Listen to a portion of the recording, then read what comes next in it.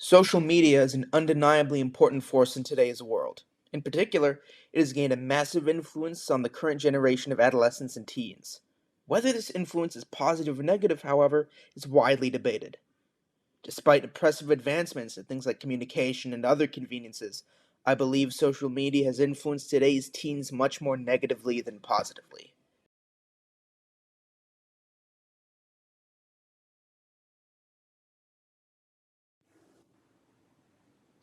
Here are some of the problems I will be discussing, as I believe they are the most important for understanding why social media is so harmful to the current generation.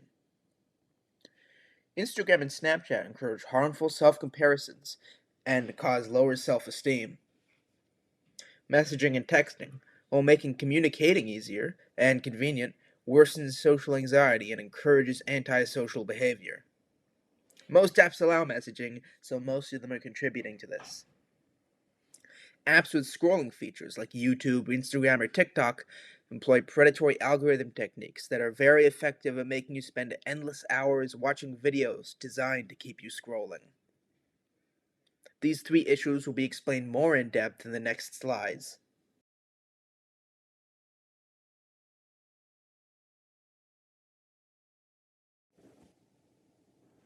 A main feature of apps like Instagram and Snapchat is allowing people to post photos about what they do in their lives, what they do with their friends, and so on. This is a nice way to see what your friends are up to. However, there are problems caused by this. Naturally, you get a superficial, surface level view into your friends' lives. They only post photos of themselves having fun and being carefree, without any of the stress that comes with life. This superficially positive atmosphere leads to negative self comparison. Users feel like their friends are leading happier, less stressful lives than they actually are. Naturally, the perception that all your friends are happier than you leads to depression and self esteem issues. No one's life is picture perfect, but these apps give the perception that they are. This is discussed in the article Social Media, the Screen, the Brain, and Human Nature by Justin Vinn. It is linked in the sources slide.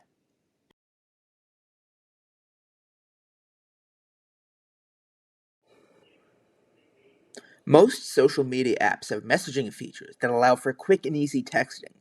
This is one of the most impressive advancements that these apps have made. Talking to friends and family is way more convenient now than it was 20 years ago. However, even this has led to negative mental health effects that the current generation of adolescents fall victim to.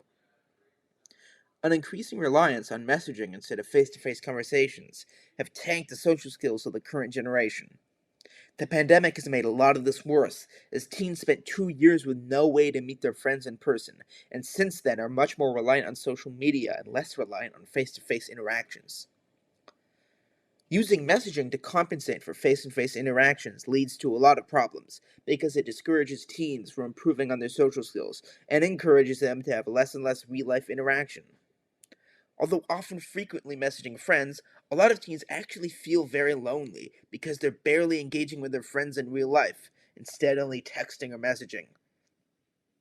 This is responsible for a lot of social anxiety and loneliness teens are experiencing today. The article Technology and the Loneliness Epidemic by Tatum Hunter discusses this issue, and this article is linked in the sources slide. Additionally, a Science Direct study that is also linked in the sources slide researches and examines social media usage and how it correlates with loneliness and anxiety.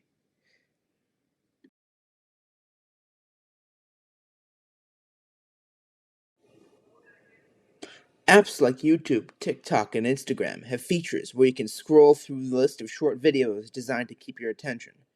These scrolling features employ an effective feedback loop technique called positive reinforcement and instant gratification. Positive reinforcement rewards continuous scrolling, while instant gratification makes you want to scroll again as soon as possible. This feedback loop rewards scrolling and encourages you to do it again and again. These techniques prey on addictiveness, and it's especially heinous since it's targeted more towards children and teens. These children and teens still have developing brains and are more at risk of addictiveness, so these manipulative techniques are actually rewiring their minds to be more prone to addictive behavior.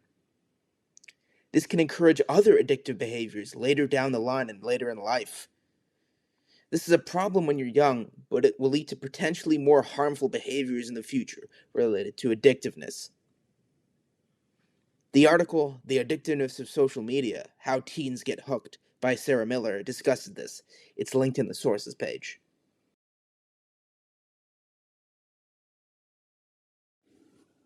These issues are serious enough that the current United States Surgeon General, Vivek Murthy, has issued a report voicing concerns about social media's contribution to depression, anxiety, and other problems.